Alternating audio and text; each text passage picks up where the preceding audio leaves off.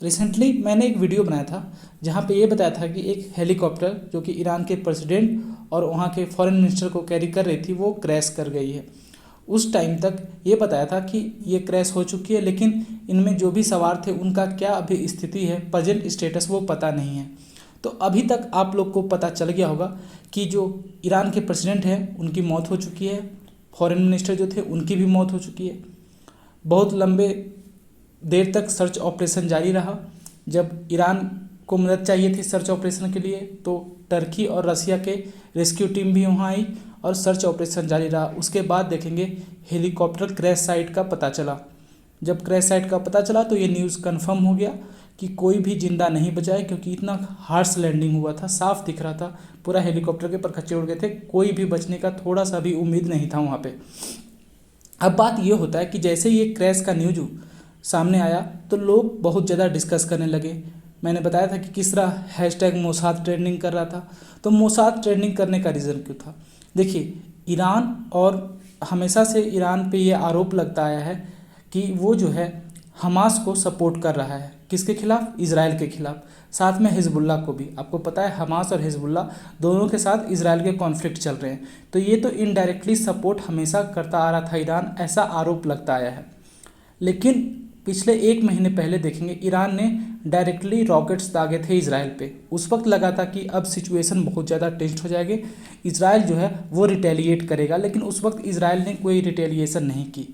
और आज के टाइम में जब यहाँ पे हेलीकॉप्टर के द्वारा ईरान के प्रेसिडेंट और फॉरेन मिनिस्टर वापस लौट रहे थे तो अचानक से इस तरह क्रैश होना, तो ये ऑब्वियस है कि जो इसका जो डाउट है वो इजराइल पे जाता है कि क्या इसमें मोसाद जो कि इजराइल की एजेंसी है उनका हाथ था, या फिर यूएस और इजराइल दोनों ने मिलकर ये ऐसा कुछ किया है, या फिर एक्सीडेंट था।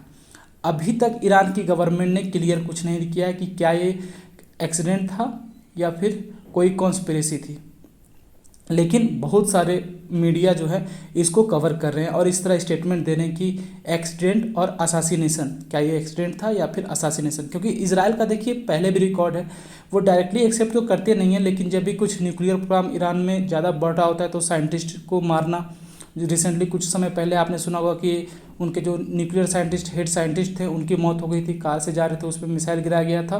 तो इस तरह का इवेंट होता आया है, तो इजराइल पे डाउट जा रहा है। यहाँ पे इजराइल ने तो अभी साफ मना कर दिया है कि मेरा कोई इसमें हाथ नहीं है, लेकिन बहुत ज़्यादा जो पूरे ग्लोबल इश्यूज़ को देखते हैं एक्सपर्ट्स हैं, उनका ये राय है कि हो सकता है इजराइल का इसमें हाथ है।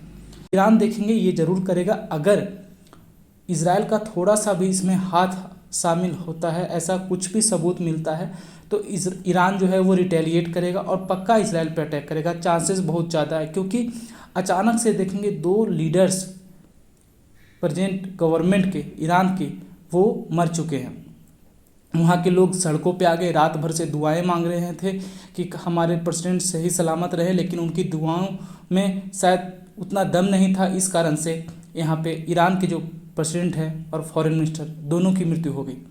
अब इस बीच अलग अलग लीडर्स का स्टेटमेंट आया है, लेकिन गौर करने वाली बात है कि भारत का स्टेटमेंट भी यहाँ पे आया है।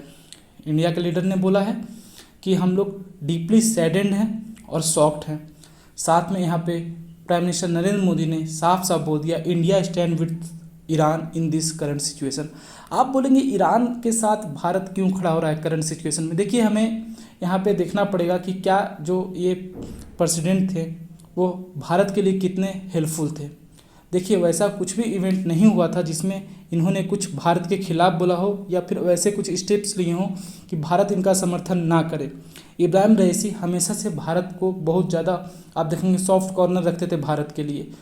रिसेंटली पाकिस्तान जब गए थे तो पाकिस्तान के प्राइम मिनिस्टर लगातार कश्मीर इशू प्रेस कॉन्फ्रेंस में बोलते रहे, लेकिन यहाँ पे इब्राहिम रईसी ने एक शब्द कश्मीर इशू को लेकर नहीं बोला था। अभी चाबहार पोर्ट जो डील साइन हुआ 10 साल के लिए, वो भी इनके प्रेसिडेंसी में हुआ। इससे पहले क्या था, 1 साल का टर्म था और लगातार बढ़ रहा था, लेकिन इन्होंने ही फाइनल किया 10 साल का एक लंबा, क्योंकि समझते थे ये इंडिया का इंपॉर्टेंस। तो इंडिया का पॉइंट ऑफ व्यू से ये इंडिया के लिए अच्छा काम कर रहे थे। बाकी आप देखिए इजराइल हो या फिर यूएसए, उनका एक अलग पॉइंट ऑफ व्यू है। उनके लिए आप देखेंगे कि कुछ गलत कर रहे थे या फिर जो भी अलग अलग था अलग अलग, लेकिन हमें देखना पड़ेगा अपने पॉइंट ऑफ व्यू से हमारे देश के लिए वो कैसे थे।